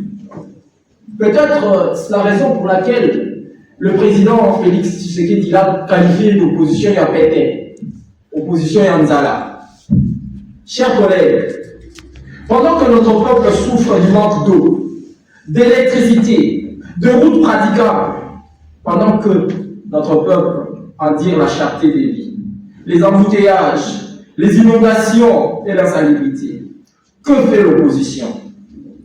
Des communiqués, des tweets et de points de presse. Voilà les réactions Nous sommes au 21e siècle. Chez moi, à Kassongolunda, par exemple, il n'y a pas de route. Il n'y a pas d'eau. Devons-nous continuer à manger des huîtres? C'est ça votre réaction. Honorable Président, Monsieur Martin Fayoulou, où sont les manifestations populaires pour défendre le panier de la ménagère, pour dénoncer la flambée du dollar, pour exiger la paix et la baisse du transport? Et donc, les dialogues restent chimériques. Et ils ont retrouvé leur place ailleurs, en exil. Tandis que le peuple souffre, lui reste abandonné à son triste sort. Pour ce faire, j'ai à ce sujet 3 questions précises à vous poser. La première question, pourquoi l'opposition ne respecte-t-elle pas la loi qui l'organise? La deuxième question, pourquoi persiste-t-elle dans les divisions? Et la troisième question, la dernière, pour que je finisse, que répondez-vous à ceux qui vous accusent d'avoir trahi les combats en rencontrant le président Tshisekedi? Là, je fais allusion aux opposants. C'est quand même attention à la sémantique, parce que la Linga, là, depuis Mongo, la campagne, donc il faut faire très attention. Très attention. Alors, vous parlez des changements, mais vous changez vous-même. Et j'ai négocié pour mon parti. Monsieur le Président, honorable parlementaire, honorable Miché, si j'ai négocié pour mon parti, c'est parce qu'ici, il n'y a pas de dames, c'est les ministres aujourd'hui, oui ou non? On les a consultés. Et si moi j'avais dit oui, allez-y, tout ça, les copains qui est comme ça, pour que ça soit nickel. C'est les députés. Donc, s'il vous plaît, soyez circonspect. N'essayez pas d'ameuter ou d'amuser la galerie. C'est très dangereux. Vous êtes parlementaire, vous êtes étudiant, et vous devez savoir ce que vous dites. Dites des choses sensées. Et vous savez, le mensonge, j'ai dit encore, le mensonge, ça va très vite. Et ce monde aime des choses comme ça. La vérité est très difficile, mais ça arrive toujours. Et vous, et c'est comme ça que vous êtes étudiant. C'est comme ça que vous êtes élite. C'est ça qui vous permet, dans cet élitisme, cette connaissance que vous acquérez, ces discussions ici, d'aller à la maison, les parents ou les voisins qui n'ont pas votre niveau. C'est vous éclairer les amis. C'est comme ça qu'on dit d'organiser des forums, des rencontres dans les quartiers pour éclairer. C'est comme ça que le monde s'est développé ailleurs. Donc, je négociais avec personne. Si je devais être ministre, je devais l'être déjà à l'âge de 35 ans et à 47 ans. Ils sont là, ils m'ont proposé. J'étais à la conférence nationale souveraine. On a payé les gardiens, je n'ai pas touché les gardiens. J'avais quel âge? Je n'avais pas les niveaux de revenus que j'ai aujourd'hui. J'ai été député ici, on a dit que le mandat est terminé, on a dit 1 an. Et 1 an après, on nous payait. J'ai pris l'argent de l'État, j'ai remis à la caisse de l'État. On aura le déchet. Vous n'êtes pas au courant de ça? Vous n'êtes pas au courant que j'ai remis l'argent au trésor public? Vous êtes au courant? Non, si vous n'êtes pas au courant, on vous dit, j'ai remis l'argent de l'État et ça personne ne me demandait. Je pouvais faire comme tout le monde. J'étais député là, à l'Assemblée nationale. Les députés prenaient l'argent tel. Mais que le président de l'Assemblée nationale, les questeurs ou la questeur, qu'un disent un jour Fayoulou a équipé avec une Sweki à Zubon. Qu'un disent, cher ami, ne vous mettez pas dans des lieux communs, comme tout citoyen qui parle sans vérifier ce qu'il dit, sans avoir de sous-bassement, de sous-compte de ce qu'il dit. J'ai négocié pour mon parti. C'est extrêmement grave. C'est extrêmement grave. Et vous savez, les jeunes du parti disent ah non, mais voilà, lui, il y a des problèmes. Il a 10 millions hors d'élection. Il était là. 10 millions de dollars. Alors, la RDC est menacée par l'opposition. Non, la RDC est menacée par vous, par des propos irresponsables. La RDC est menacée pas par vous tous ici, par ces genres de propos. La RDC est menacée par sa population qui ne veut pas être mature. La RDC est menacée par sa jeunesse qui ne veut pas prendre sa responsabilité. Qui est ces jeunes? Ces jeunes, c'est là qu'ils sont venus me voir. Vous dites, mais allez-y, allez voir Félix Tshisekedi, allez voir les autres, allez voir tout le monde. Mais faisons la vérité ici. De quoi on parle? Si vous voulez amuser la galerie, vous voulez distraire les gens, vous les envoyez à Couillonville et vous faites des choses, allons-y. Et soyez distraits. Moi, je ne suis pas distrait. Donc, pendant que notre peuple souffre, qui fait l'opposition? On fait des communiqués, on fait des tweets. Mais qu'est-ce que vous faites? Moi, j'ai reçu la balle de ça ici. Vous avez reçu une balle? J'avais votre âge, j'ai marché ici, la place Victoire. On va pointer comme ça, on va vous tuer. Là, place Victoire, on a tué des gens, j'ai vu des gens tomber devant moi. Combien de fois j'ai vu des gens tomber devant moi? Qu'est-ce qu'on fait? J'ai organisé des manifestations, Tchangou, là-bas, on nous a tabassé, tout ça, là, sous le régime Tshisekedi. Vous n'avez pas vu ça? Et vous avez participé? Si j'appelle demain la manifestation, vous viendrez? Est-ce que vous viendrez? Donc, oui, certains viendront. Je ne dis pas non, parce que dans ces manifestations, il y a des gens. Mais, comme on dit à Lingala,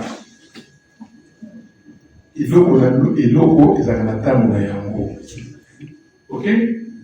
Vous ne devez pas avoir la même stratégie ou les mêmes stratégies. Il faut adapter des stratégies par rapport à l'évolution. Regardez, mais que dirait le Français des Gilets jaunes? Que dirait le Français des Gilets jaunes? Vous dites, mais pourquoi vous n'allez plus? Vous avez échoué. Est-ce qu'ils ont échoué? Il y a une période, ils ont marqué les temps, ils ont fait ce qu'ils ont fait. Que direz-vous? Qu'est-ce que vous, honorable Michel, qu'est-ce que vous allez dire des Américains, des démocrates qui sont au Parlement là-bas et de ce que Trump fait aujourd'hui aux États-Unis? Ils ne sont pas capables. Soyons circonspects. Alors, vous continuez. À Kasomolunda, il n'y a pas d'eau. C'est moi qui vais aller mettre de l'eau à Kasomolunda. C'est l'opposition qui doit aller mettre de l'eau à Kasomolunda. Je me plains ici, vous dites des tweets. J'ai été à l'aéroport de Djili jusqu'à chez moi 6 heures. Oui, j'ai fait un tweet pour dire que ça va. Mais ce ne sont pas des tweets gratuits ou comme ça. Et je propose la solution. Même si petit à petit commence à appliquer, j'ai dit, voilà la solution pour arrêter les embouteillages ici. Même pas arrêter, mais les diminuer. Ok? 1. Discipliner les automobilistes.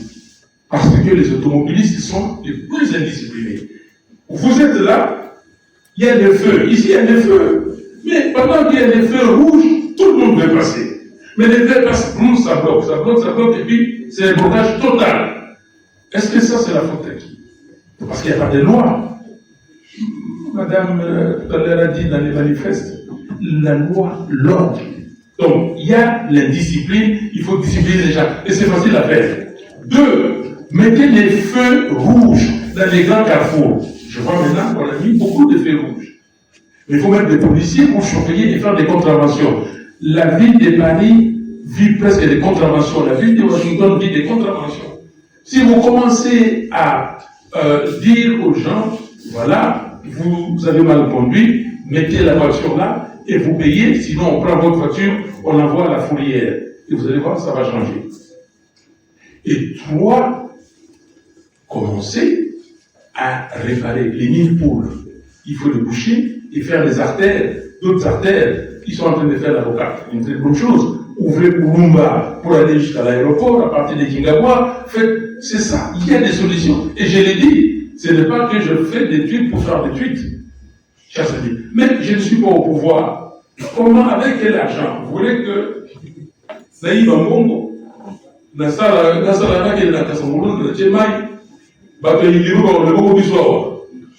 les gens dégoûtés vont dire, ah non, vous faites seulement là-bas, et ici, moins que ce soit par solidarité, solidarité qui donne de l'argent comme ça gratuitement aux gens, ça veut dire que c'est un voleur. Ok? Parce qu'il a volé l'argent de l'État. Et vous savez pas ce que moi j'ai fait, je paye, les études de certains étudiants, j'interviens, mais c'est ma solidarité, ça nous est réclamé. Alors, cher honorable Miché, donc je vous dis que changez de leadership. Il y a 18 défis ici. Je vais rappeler ça à la fin. Et si vous, honorable Miché, vous avez le manifeste de Kisangani? Je n'ai pas eu de manifeste. Non, je lui donne. Donnez ça à honorable Miché. Qui lise les manifestes de Kisangani, il comprendra. Honorable Michel, venez prendre le manifeste. Voilà, lisez et comme venez me voir pour me dire ce que vous avez compris. Et nous avons les 18 défis là. Il faut les affronter un à un pour que le Congo soit ce pays que Lumumba a rêvé. Mais pour les affronter, il faut des gens capables, des gens compétents, il faut des gens responsables. Je termine en disant, parce que vous avez dit pourquoi l'opposition ne respecte pas la loi qui régit l'opposition. Il est où cette loi? Qui respecte quoi dans ce pays? Qui respecte quoi? Alors vous dites que les autres ont trouvé leur place en exil et le dialogue reste chimérique. Où sont les manifestations populaires? Que répondez-vous à ceux qui vous accusent d'avoir trahi l'opposition? Je n'ai pas trahi l'opposition. Je n'ai pas trahi l'opposition. Je termine en disant ceci. Je prends une minute. Je suis le moteur. Je suis celui qui, depuis 1990, a fait en sorte que l'opposition soit unie. Depuis l'union sacrée. Je vous ai parlé de l'union sacrée quand les Ngoums et les Iléo ont créé l'IDPS n'était pas là. C'est moi qui suis parti convaincre Etienne Tshisekedi à ce que l'IDPS entre à l'union sacrée. Les gens vont dire, heureusement que vérité va changer en beauté. Même si les gens ne veulent pas, il y a des témoins. L'AMOCA, le rassemblement, Etienne Tshisekedi reposait sur moi. Ok? La dynamique de l'opposition, la dynamique Etienne Tshisekedi président. Vous êtes jeune, vous le connaissez? Renseignez-vous. Qui a créé ça? Ou qui était à la base? Les gens parlent aujourd'hui. Nous sommes partis à Genève. Nous avons dit, c'est lui qui va sortir le candidat commun. Nous acceptons. Si ce n'est pas moi, j'accepte. Et vous avez vu ce qui s'est passé. Bon, maintenant, je demande. Je suis allé voir Tshisekedi. Voulez-vous que je vous dise pourquoi je suis allé voir Tshisekedi? Oui. Le parti décidé, après l'élection, d'après nos statuts, nous devons faire ce que nous appelons le Conseil national. On fait le Conseil national du 1er au 5 mars 2024.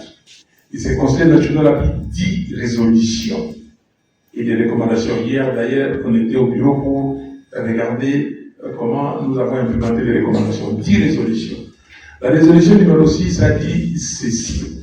Le Conseil national prie instamment le bureau national, dont je suis président, à ne ménager aucun effort pour contacter nos pères spirituels afin d'organiser les dialogues entre les parties prenantes sur le thème vérité, réconciliation, cohésion nationale. Point. Il ne s'agit pas de partage des pouvoirs, ainsi de suite. Et j'ai pris mon bateau de pèlerin, j'ai vu les prêtres, les évêques, les pasteurs, j'ai vu tout le monde. Alors, voulez-vous? Si, et heureusement, donc ça j'ai dit au commun des mortels qui ne comprend pas, heureusement, le président et son bureau ont décidé qu'on se voit. Donc, j'ai exécuté cela et j'ai pris mon bateau de pèlerin. Je suis allé jusqu'au Togo, je suis allé dans d'autres pays, je suis allé partout. Et Je dis aux gens, mais vous êtes là, Monsieur Nanga, pourquoi vous faites tuer les Congolais? Monsieur Kabila, quel est le problème? Venez, Monsieur Tshisekedi, sous vous, sous nous contemporains ici, ces pays vont être organisés. Qu'est-ce que nos enfants vont dire? Qu'est-ce que nos petits-enfants vont dire? Ils vont porter le nom? Quel opprobre à ce niveau-là? Donc, c'est ça que j'ai fait. Et chers amis, il y a beaucoup de cohérence et ceux qui vont venir après, je leur demande d'essayer, parce qu'on a mis les 13 valeurs de l'ECD ici, et les principes que je proclame partout, que quelqu'un me donne un seul principe, une seule valeur que moi j'ai bafoué. Merci, Monsieur le Président. Le président Fayoulou a eu l'initiative de rencontrer le chef de l'État, Félix Tshisekedi, afin d'encourager la réception de pères spirituels de la SENCO et de l'ECC. Le porteur du projet d'un pacte social qui pourrait devenir le socle d'une paix durable. Ma question est donc claire et solennelle. Après cette démarche, où en sommes-nous aujourd'hui? Et, Monsieur le Président Fayoulou, quels actes concrets avez-vous menés afin que ces dialogues, tant espérés par le peuple congolais, arrêtent d'être un horizon lointain, mais qu'ils deviennent une réalité vivante? Car, chers collègues, notre peuple n'attend plus de discours. Il attend des ponts là où il y a des murs, et il attend une sémence de paix là où la haine a creusé des sillons. J'ai été président. Merci, honorable ministre. Voulu applaudir l'honorable Ellis. Elle a parlé peu, comme quand j'étais à l'école, en 4e année primaire, on avait un livre qui disait peu, mais bien. Vous, dans votre scolarité, vous n'avez pas dit ça. Mais elle a tout dit. Elle a tout dit. Et elle dit que notre destin, c'est parce que c'est de ça qu'il s'agit, notre destin collectif se trouve à la croisée des chemins.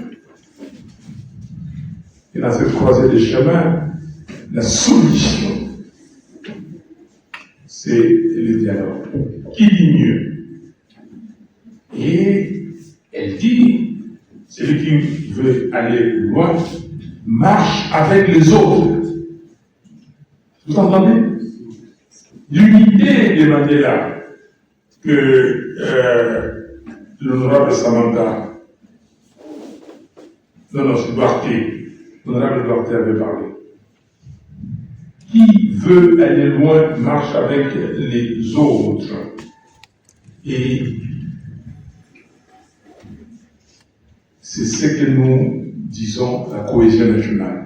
Les autres, c'est les Congolaises et les Congolais, nous tous. Nous devons regarder dans la même direction parce que le pays est attaqué. Il n'y a pas autre chose. Je n'ai pas beaucoup de commentaires à faire. Tout ce que vous avez dit, ça suffit, mais je réponds à la question. J'ai dit tous les noms, mais il y en a beaucoup qui ont applaudi. Mais je constate qu'il y a plus de gens qui ont applaudi que ceux qui ont condamné. Et après cette démarche, où en êtes-vous aujourd'hui? Je vous ai dit que j'étais Ronaldinho. J'ai dribblé toute l'équipe adverse, je suis resté face au gardien, j'ai été rasé et penalty. J'ai demandé aux évêques et aux pasteurs de concrétiser. Mais ce que j'ai appris, nous tous, vous l'avez appris, ils nous ont envoyé une feuille de route qui est déjà élaborée. Une feuille de route avec 8 points, parce que nous, décidés la MOUCA, nous avons dit, il faut le dialogue. Il faut le dialogue, pour nous, c'était 6 points, très clairement. Ces points sont 1. Comment recouvrer l'intégrité territoriale de notre pays? Et là-dedans, nous devons parler de l'armée et des groupes armés et tout. 2. La gouvernance. Comment arrêter la gabegie financière, l'enrichissement illicite, les trains de vie élevés de l'État? 3. Les droits humains. Comment arrêter les exactions ici, les violations systématiques des droits humains? 4. Les réformes électorales. quelles sont les réformes électorales nécessaires à faire, y compris la loi électorale, les fichiers électoraux, quelles sont ces réformes pour qu'en 2028, nous ayons des élections transparentes, crédibles et apaisées. 5. Comment vivre pacifiquement, en harmonie avec le pays voisin? Comment? Donc, la coexistence pacifique. 6. Enfin, nous avons dit, est-ce que ce n'est pas le moment de voir tous les accords que nous avons signés, toutes les résolutions que nous avons eues depuis 1960, regardez la trame, où est-ce que nous sommes et voir la cohérence. Il faut qu'une commission s'occupe de ça. Voilà ce que nous avons dit. Et tout ça, vous ne pouvez pas être seul. Vous n'êtes pas seul Congolais. Les Congos n'appartiennent pas à un individu, pas à votre famille. Les Congos appartiennent à tous qui sont ici. Ceux qui sont morts sont morts, ils nous ont laissé les Congos. Mais ceux qui vont venir demain, après-demain. Donc c'est ça les Congos. C'est que là où nous sommes aujourd'hui, nous attendons que M. Félix Tshisekedi signe une ordonnance convoquant les dialogues. C'est à lui. C'est vous, le chef. Si vous êtes convaincu, comme vous, au-delà de 10, convaincu que c'est la solution. La solution, si les gens aussi sont responsables. Parce que après, les gens qui vont aller, les jeunes seront là. Parce que vous dites vous-même que nous voulons y être. Vous y serez. Mais soyez effectifs.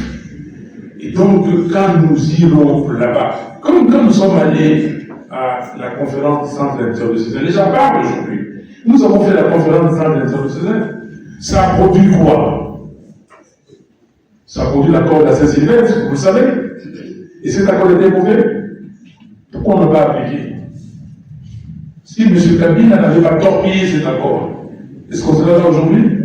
Non, soyons sérieux. Vous souriez. Je sais pas quel... Est-ce qu'on serait là aujourd'hui? Si M.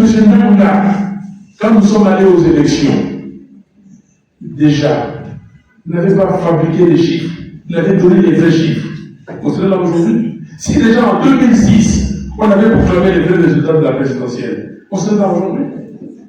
Tout ça, c'est nous. Ce n'est pas le problème du dialogue.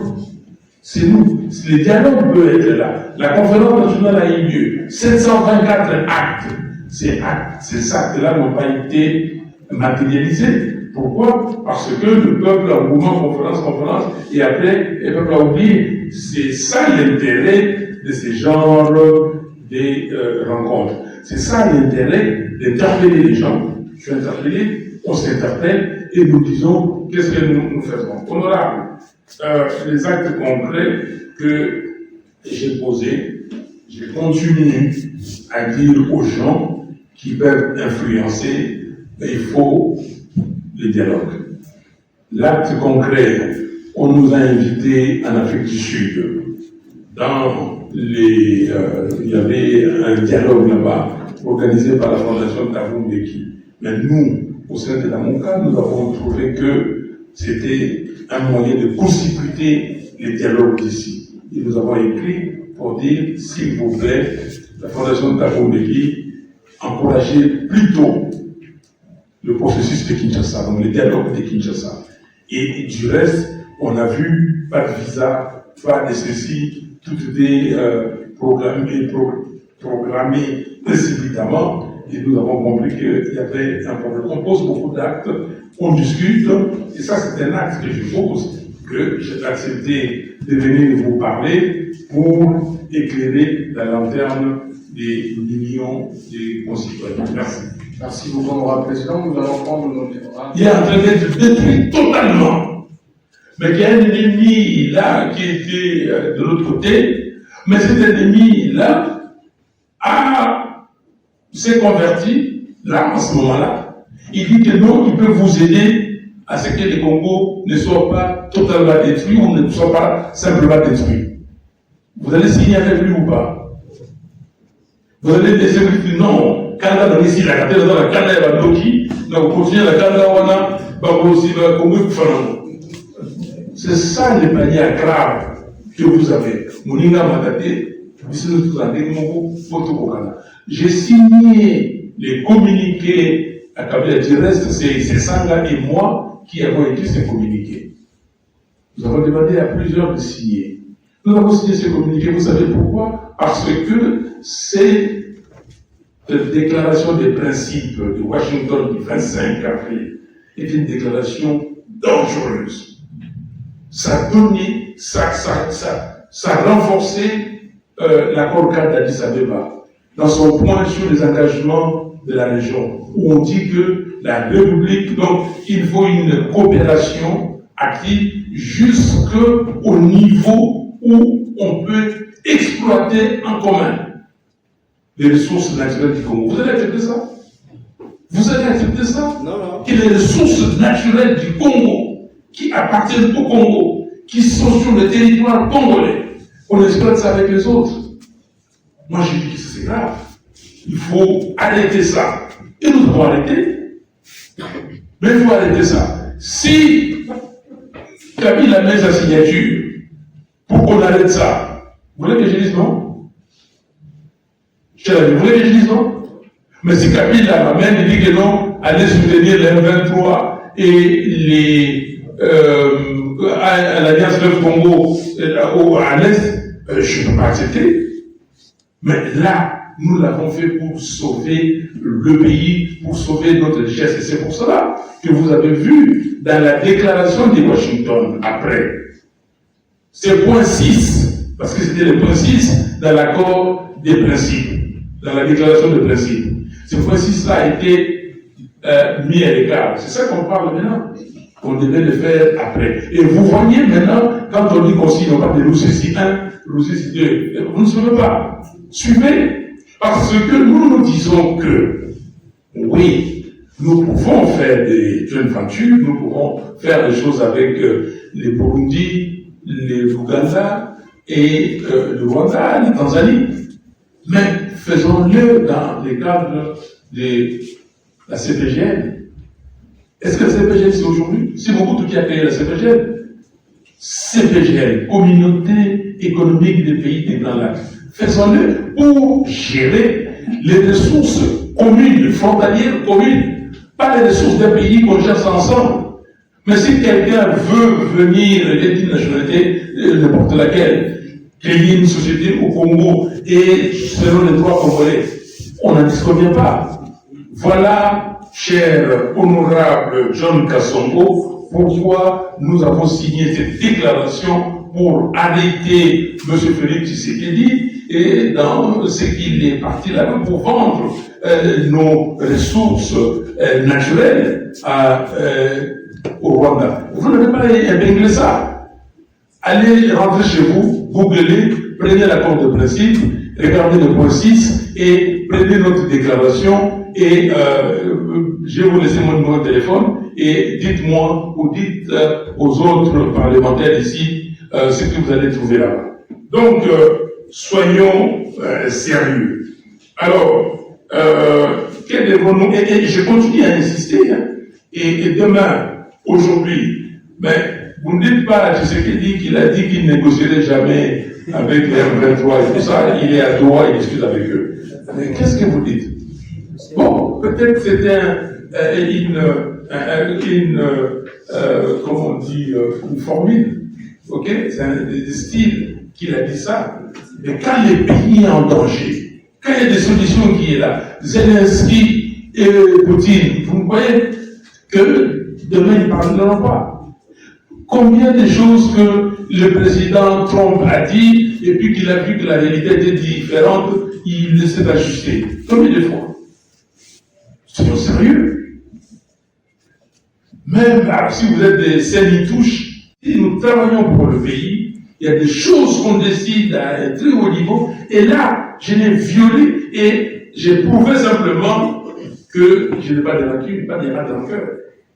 Je prouvais ce que je déclare, je suis un chrétien qui a ces deux valeurs fondamentales, l'amour et le pardon. Et j'ai vu Tshisekedi dans le même sens. On m'a posé cette question sur France 24, et j'ai vu, Monsieur Fayulu, vous avez signé avec le parti des Kabila. Ça, c'était quand le 20 novembre 2024, mon secrétaire général et Prince Epeng est dans les cadres de son parti ADD Congo, et les autres ont signé avec les partis membres du FCC. Nous avons signé contre le changement de la Constitution.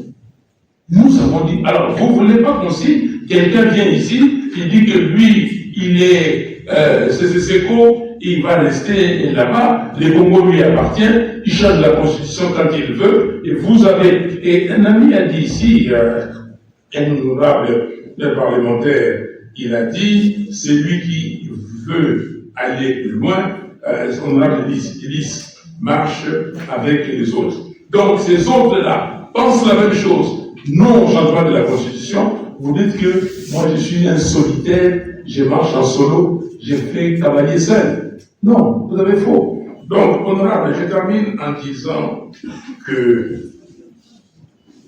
vous parlez de s'allier, si je suis devenu allié de ceux qui déstabilisent les Congos. Qui déstabilise les Congos? Je peux vous démontrer qu'il y a des gens qui sont au gouvernement qui déstabilisent les Congos. Je peux vous démontrer que Félix et Tshisekedi est parmi les gens qui déstabilisent les Congos. Je peux vous le démontrer. Si vous voulez, je prends 5 minutes, je vous démontre par A plus B. Qui déstabilise les Congos? Ils sont nombreux. Je peux vous démontrer, il y a des gens que vous ne soupçonnez pas qui déstabilisent les Congos. Oui, Kabila déstabilise les Congos. Je suis le premier qui avait dit que quand Kabila était au pouvoir, qu'il y avait des pions tapis dans les institutions de la République. Je suis monsieur le Président. Oui, mais c'est très important, cher ami. Il y a des pions tapis dans les institutions de la République, des pions inconscients et des pions conscients. Il y a des gens qui allaient commenter les gars dans Moulou, dans le Cambon, mais aussi nous avons la touche. Il y avait. Et je l'ai dit, jusqu'aujourd'hui, il y a des pions tapis dans les institutions. Donc, ce n'est pas de la trahison. Mes paroles, comme vous les dites, j'avais dit sur le changement de la Constitution. Ok? Très simplement. Que Bouchard avait dit le changement de la Constitution ou l'inanition de la nation. Et j'ai dit à ces gens-là, ces gens-là sont des sorciers. Parce qu'ils veulent changer la Constitution. Comme il y en a aujourd'hui, je les traite de sorciers aussi, ceux qui sont dans les régimes actuels. Mata, professeur Mata, est avec moi. Je fais des conférences avec lui partout. Ici à Kinshasa, à l'université de Kinshasa. Nous sommes allés jusqu'à Washington. Et Mata a dit, comment voulez-vous qu'un individu s'appelle l'autorité morale? Et c'est aujourd'hui les gens. Mata, professeur d'université. Est-ce que vous trouvez ça normal? Cher ami, s'il vous plaît, et je vous appelle à étudier, à préparer vos leçons, à préparer vos interventions, à vous documenter. Prenez, je peux vous donner les tas de discours. Je parle de chaque 30 juin, je parle de chaque 30 décembre, depuis 2019. Je fais des tweets, comme vous avez dit. Et regardez, vous allez voir une logique implacable dans mes interventions. Merci beaucoup. Monsieur le Président, Monsieur et Mesdames membres du bureau, Monsieur, Mesdames les parlementaires, je vous remercie beaucoup. Je vous remercie pour la franchise de vos propos. Et j'ai aimé l'ambiance. J'ai joué les jeux. Et vous n'êtes pas venu ici pour faire des complaisances. Vous avez dit ce que vous pensez et je vais vous donner des réponses. Oui, il est vrai que le destin national est menacé, comme j'avais dit au début. Le destin est menacé, pas condamné. Et je le dis et je le répète, le Congo, notre pays, a déjà connu des phases de renaissance. On va les naître. Mais ces phases de renaissance ont toujours été portées par les jeunes que vous êtes.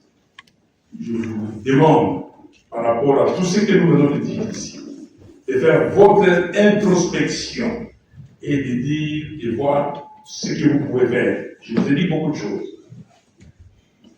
Vous devez vous lever. Cette génération doit faire en sorte que ces pays ne soient pas balkanisés. Cette génération doit faire en sorte que les violations systématiques des droits de l'homme s'arrêtent. Cette génération, la vôtre, doit faire en sorte que les enrichissements illicites soient bannis, que la gouvernance soit intègre. Cette génération doit travailler, doit lever la voix. Je termine en disant que la jeunesse congolaise ne doit pas attendre l'avenir, c'est une répétition. Elle doit forger l'avenir. Aujourd'hui, elle doit forger l'avenir avec courage, lucidité et engagement. Et la jeunesse ne doit pas écouter les racontars non vérifiés. La jeunesse doit être le porte-étendard de la vérité, de choses qui feront que notre pays aille de l'avant. La jeunesse doit chercher des solutions qu'il faut pour le pays. La jeunesse doit regarder ce qui se passe dans d'autres pays et amener des solutions pour notre pays. Et aujourd'hui, la solution pour moi, c'est la cohésion nationale. Et la cohésion nationale passe par le dialogue national inclusif pour créer ces camps de la patrie. Et les camps de la patrie qui va baliser le chemin pour l'avenir de notre pays. Votre avenir, l'avenir de vos enfants et de vos petits-enfants. Que Dieu bénisse les Congos, que Dieu vous bénisse. Merci beaucoup.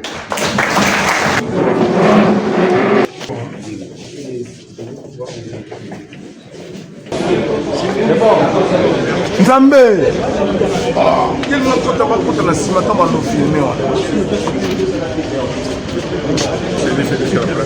s'il vous plaît laissez la monsieur yaka s'il vous plaît image